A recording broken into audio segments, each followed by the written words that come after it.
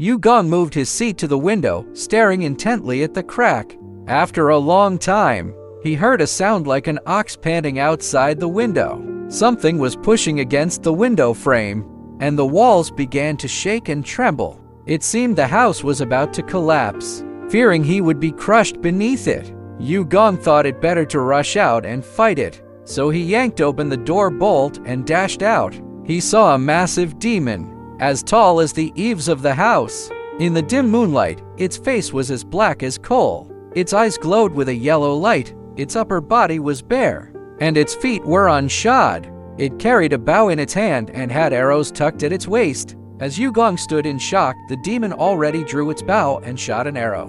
YunTing deflected the arrow with his sword, and it fell to the ground. Just as he lunged forward to attack, the demon drew its bow again. YunTing quickly leaped aside to dodge. The arrow struck the wall with a metallic clang. Enraged, the demon drew its saber and swung it like the wind, slashing fiercely at YunTing. YunTing darted forward with the agility of an ape. The demon's blade struck a stone in the courtyard, cleaving it in two with a single blow. YunTing slipped between the demon's legs and slashed its ankle with his sword, producing a ringing clang. Even more furious, the demon roared like thunder and turned to chop again. YunTing ducked and dove under the blade, which only sliced off the hem of his robe. Now beneath the demon's ribs, YunTing struck hard with his sword. Again hearing a clang, the demon fell straight to the ground, stiff and motionless. YunTing struck it repeatedly, the sound dull and hard, like knocking on a wooden clapper. When he brought a lamp to examine it, he found it was a wooden puppet, as tall as a real person, with a bow and arrows still strapped to its waist. Its face was carved into a terrifying and ferocious expression. Where the sword had struck, blood oozed out. YunTing sat by the lamp until dawn, and only then understood everything. Those ghosts and monsters were all sent by the fortune teller, wanting someone dead, to show that his predictions were accurate.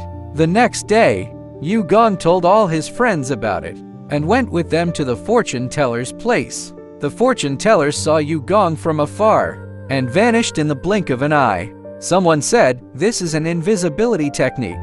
Dog's blood can break it." Following this advice, YunTing prepared dog's blood and went again.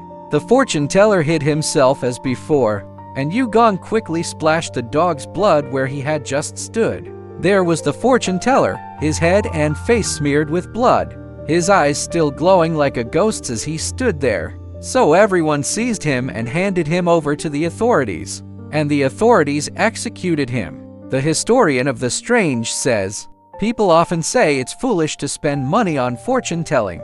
In the world, those who study the art of divination and can be utterly precise on matters of life and death. How many are there? If it's not accurate, then it's the same as not calculating at all. Besides, even if you're clearly told that death is approaching, what can you do about it? And what about those who exploit the deaths of others to glorify their own magic? Isn't that even more frightening?"